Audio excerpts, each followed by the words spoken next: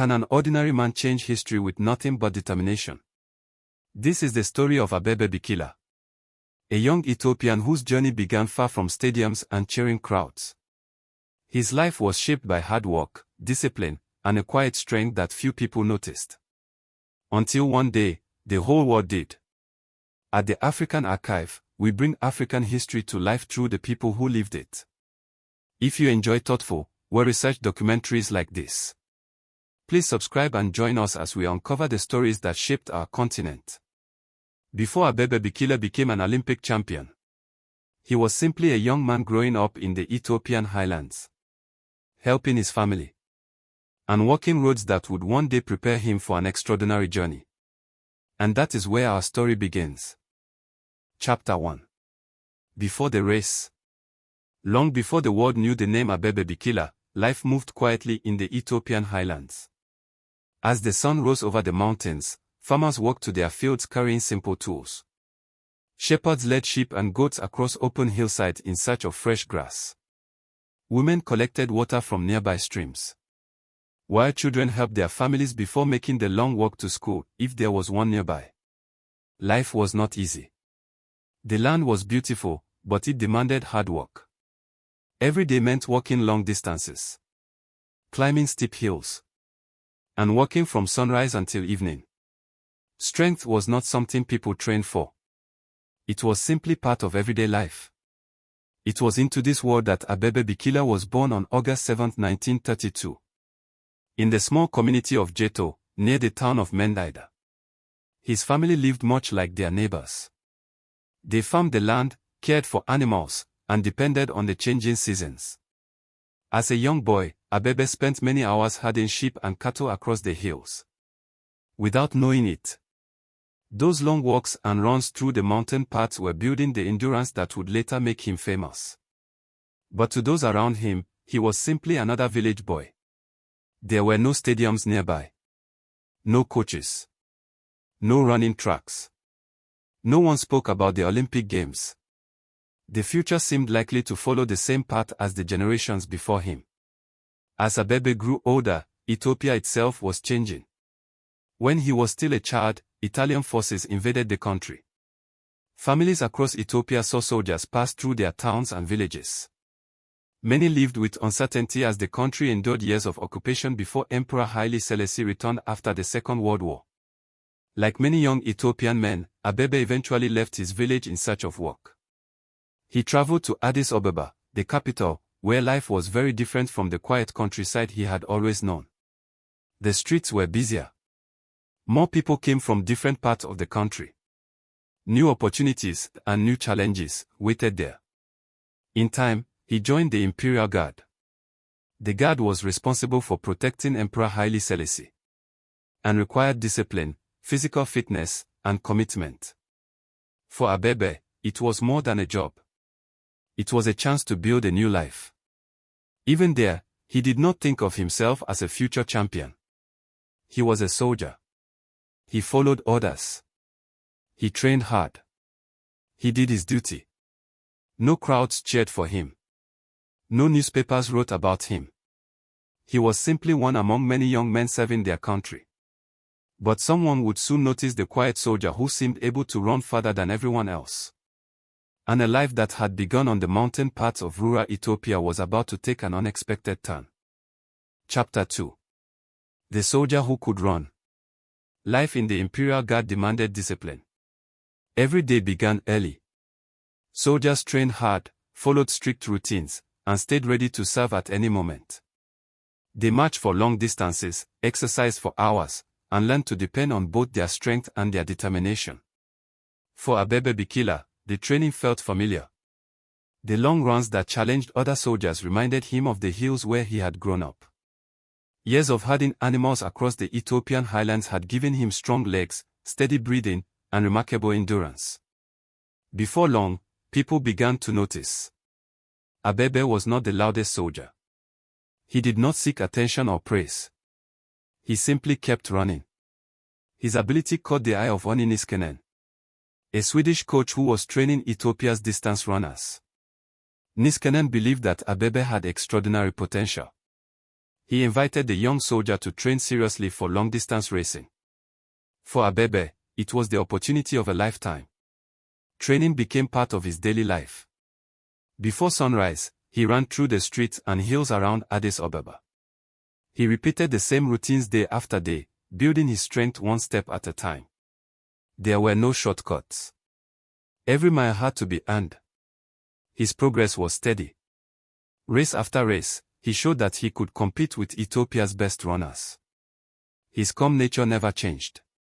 Whether he won or lost, he returned to training the next day with the same quiet determination. Then, in 1960, an unexpected opportunity appeared.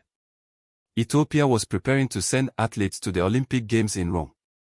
One of the country's leading marathon runners was injured shortly before the team departed. Abebe Bikila was chosen to take his place. He had little time to prepare for the biggest race of his life. For many people outside Ethiopia, he was an unknown athlete. Few expected him to challenge the world's best marathon runners. But Abebe was not thinking about fame. He was thinking about finishing the race. As he boarded the plane for Italy, he carried more than his own hopes. He carried the hopes of a nation that had endured hardship, defended its independence, and now had the chance to stand before the world in a different way. The quiet soldier from the Ethiopian highlands was about to run a race that would change his life forever. And before the night was over, the world would know his name. Chapter 3. The night the world looked at Ethiopia. Rome was alive with excitement. In the summer of 1960, athletes from around the world gathered for the Olympic Games. They came to test their strength, their speed, and their years of training. Among them was a quiet soldier from Ethiopia whom very few people outside his country had ever heard of. Abebe Bikila arrived without great fanfare. He was not considered one of the favorites to win the marathon. Most attention was focused on runners with longer international records and greater experience. Abebe remained calm. He trained as he always had and said little. Before the race, he tried on the running shoes provided for him. They did not fit comfortably. Rather than risk running with shoes that hurt his feet, Abebe made a simple decision. He would run barefoot. It was not a plan to make history. It was the way he felt he could run his best. The marathon began in the late afternoon and continued into the evening. As the runners moved through the ancient streets of Rome, thousands of people lined the roads, cheering them on. The race passed famous landmarks that had stood for centuries, reminding the world of the city's long history. One by one, the runners began to fall behind. But Abebe kept his pace. He did not rush. He did not look back. He ran with the same steady rhythm he had learned on the hills of Ethiopia. As darkness settled over Rome, the final miles became a test of endurance. Near the end of the race, Abebe pulled away from his last serious challenger. He entered the Olympic Stadium alone. The crowd rose to its feet. On September 10, 1960, Abebe Bikila crossed the finish line in first place. He had set a new world record time. He had become the first athlete from sub-Saharan Africa to win an Olympic gold medal. For Ethiopians, the victory carried deep meaning. Many saw it as a moment of national pride. Less than 20 years after the end of the Italian occupation, an Ethiopian had won the Olympic marathon in Rome itself. For many people, the location made the victory especially memorable. When reporters asked Abebe about his achievement, he spoke with the same humility that had always guided him. He wanted the world to know that Ethiopia could produce athletes capable of competing with anyone. Back home, people celebrated. Families gathered around radios to hear the news. Children dreamed of becoming runners. The quiet soldier who had left Addis Ababa as an unknown athlete returned as a national hero. But Abebe was not satisfied with one great race. He believed that yesterday's victory did not guarantee tomorrow's success. 4 years later, the world would discover that his greatest challenge was still ahead. Chapter 4. A champion again. Winning an Olympic gold medal changed Abebe Bikila's life. Wherever he went, people recognized him. Newspapers wrote about his remarkable victory in Rome. Young athletes looked up to him, and Ethiopians celebrated him as a national hero. But Abebe did not let success change him. He remained quiet, disciplined, and focused on his training. Every morning, he continued to run the hills around Addis Ababa. He believed that talent alone was never enough. To stay at the top, he had to work just as hard as he had before winning Olympic gold. Then, in 1964, another challenge arrived. The Olympic Games would be held in Tokyo, Japan. As Abebe prepared for the marathon, he faced an unexpected setback. Just weeks before the race, he developed severe pain caused by appendicitis. Doctors performed emergency surgery to remove his appendix. Many people thought his Olympic dream was over. Most athletes would have needed months to recover from such an operation. But Abebe was determined. Only a few weeks after surgery, he returned to training. His doctors were concerned, but Abebe believed his body was ready. He trusted the months and years of preparation that had brought him this far. On race day, he stood once again among the world's best marathon runners. This time, he wore running shoes. The race began at a steady pace, but Abebe looked as calm as ever. Mile after mile, he stayed with the leading group before gradually pulling ahead. Just as he had done in Rome, he refused to give in to fatigue. When he crossed the finish line, he had done something no one had ever achieved before. Abebe Bikila became the first athlete to win 2 consecutive Olympic marathons. Once again, he had broken the world record. The achievement amazed the sporting world. How could a man who had undergone surgery only weeks earlier outrun the finest marathon runners on earth? For Abebe, the answer was simple. Discipline. Patience. Hard work. He never believed that greatness came from one extraordinary moment. He believed it came from thousands of ordinary days spent preparing when no one was watching. Back in Ethiopia, celebrations filled the streets. Children raced each other through villages, pretending to be Abebe Bikila. Young runners dreamed of wearing their country's colors at the Olympic Games. Across Africa, his victories inspired a new generation to believe that they, too, could compete with the very best in the world. Abebe had become more than an athlete. He had become a symbol of determination, humility, and hope. Yet life has a way of testing even the strongest among us. Just when it seemed there was nothing left for Abebe Bikila to prove, everything changed in a single night. Chapter 5. When the running stopped. For years, Abebe Bikila had seemed unstoppable. He had won 2 Olympic gold medals, broken world records, and inspired millions of people across Africa and beyond. Wherever he went, he was welcomed as a champion. But life can change without warning. On the night of March 22, 1969, Abebe was driving near Addis Ababa when his car crashed. He was seriously injured. Doctors worked quickly to save his life. They succeeded. But the injuries to his spine were severe. Abebe could no longer use his legs. For a man whose life had been built on running, the news was heartbreaking. The world wondered what would become of the great champion. Many expected him to disappear from public life. They were wrong. After months of treatment and rehabilitation, Abebe made a remarkable decision. If he could no longer run, he would find another way to compete. He learned to use a wheelchair with the same determination that had once carried him through the streets of Rome and Tokyo. Soon, he began training in sports for athletes with disabilities, including archery and table tennis. Once again, he represented Ethiopia with pride. His victories had once depended on his legs. Now they depended on something even stronger. His spirit. Visitors who met Abebe after the accident often noticed that he remained calm and dignified. He did not spend his days asking why tragedy had happened to him. Instead, he focused on what he could still do.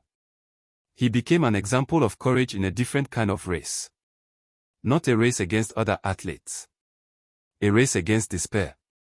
To many people, this chapter of his life was even more inspiring than his Olympic triumphs. Winning medals requires strength. Learning to live with loss requires courage.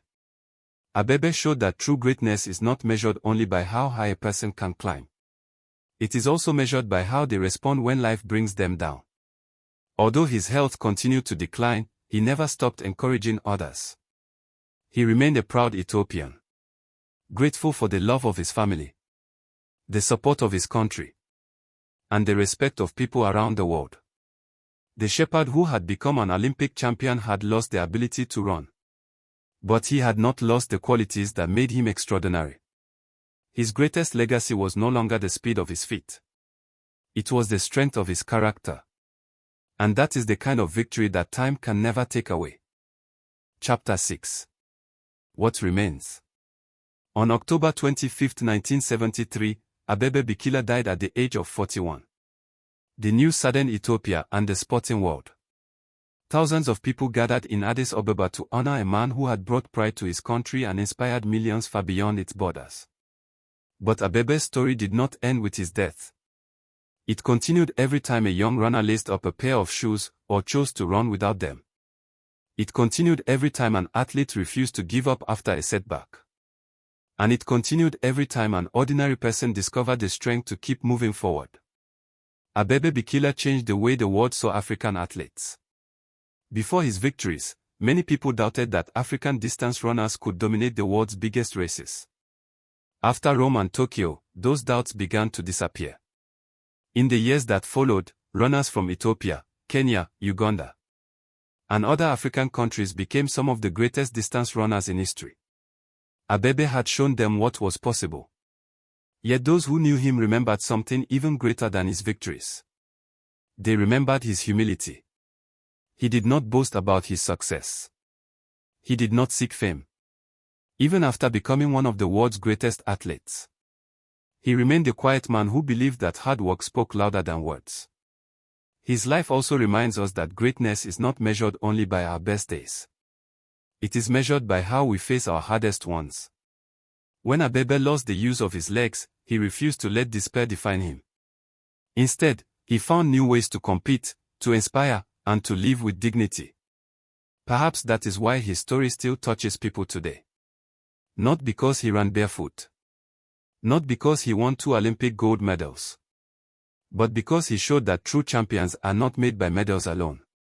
They are made by courage, by discipline, by humility, and by the decision to keep moving forward, even when the road ahead is difficult. The shepherd from the Ethiopian highlands became a champion. The champion became a symbol. And the symbol became a reminder that the human spirit can go further than the strongest legs ever could. That is what remains.